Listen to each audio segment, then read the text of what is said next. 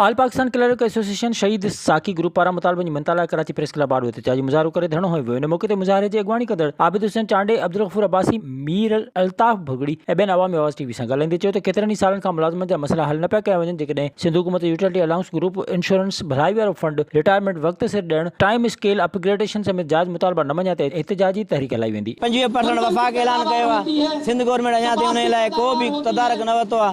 ॿियो utility allowance ॿियनि मुलाज़िमनि खे मिले थो, बाक़ी जेके जनरल कैडर जा जेके मुलाज़िम उन्हनि खे नथो मिले। ऐं ॿिए असांजा जेके बेनुअल फंड ऐं ग्रुप इंश्योरेंस जेको आहे उहो रिटायरमेंट जे लाइ असांजो पंहिंजो पैसो आहे जेको असांजो कटे उन्हनि रखियो आहे पाण वटि, उहो असांखे नथो ॾिनो वञे।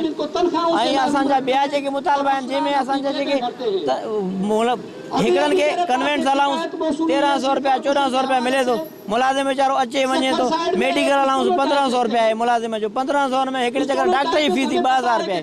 त असांजो इहो मुतालबो आहे त असांजो जेके पघारुनि में इज़ाफ़ो करे, जेको असांजी 2020-21 22 जी बजट आहे हुन में 200% इज़ाफ़ा कयो वञे, जेका असांजी इहा नीड आहे। असांजो का जो एहतजाज आहे तनख़्वाह में इज़ाफ़े लाइ आहे ऐं असांजी जेका टाइम स्केल जी समरी 2018 खां फिनांस डिपार्टमेंट जेको दबाई वेठो आहे कढे नथो समरी। असांजी CM सिंध खां पुरज़ोर अपील आहे त असांजी जेके जाइज़ मुतालबात आहिनि महंगाई जे तनाज़ुर सां असांजी तनख़्वाह में इज़ाफ़ो कयो वञे ऐं जेको वफ़ाक़ी हुकूमत DRA अलाउंस जेको मंज़ूर कयो आहे ऑल डिपार्टमेंट ऑल एम्प्लॉइज़ लाइ, असां उनखे गुज़ारिश कयूं था सिंध हुकूमत खे त असांखे DRA अलाउंस जेको 25% वफ़ाक़ी तर्ज़ ते जेको मिलियो आहे सिंध जे ग़रीब मुलाज़िमनि खे बि उहो ॾिनो वञे। असां गवर्नमेंट खे इहो रिक्वेस्ट था कयूं त बराए महिरबानी करे असांजे जेके मरी वियल माण्हू आहिनि उनखे पैसा ॾिना वञनि, असांखे फंड जेके खुटल आहिनि पूरो कयो वञे, रेग्युलर बजट असांखे ॾिनी वञे।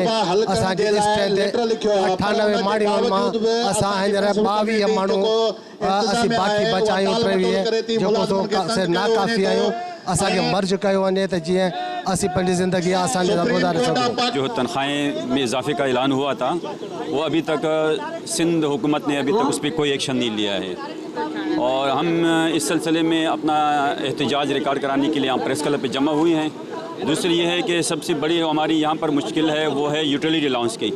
यूटिलिटी अलाउंस तकरीबन तमाम सूबों में जो है वो उनको हुकूमतों ने मंजूर कर दिया है, सूबाई हुकूमतों ने, लेकिन सिंध हुकूमत जो है अभी तक उन्होंने यहाँ पर जो है वो इस चीज़ का वो बहाल नहीं कर रही है। हुननि सिंध जे वॾे वज़ीर खां मुतालबो कयो त मामले जो नोटिस वठी मुजाहरे जो शिकार थियल मुलाज़िमनि जा मसइला हल कया वञनि। विज़िट कयो अवामी आवाज़ मीडिया ग्रुप जी वेबसाइट awamiawaz.pk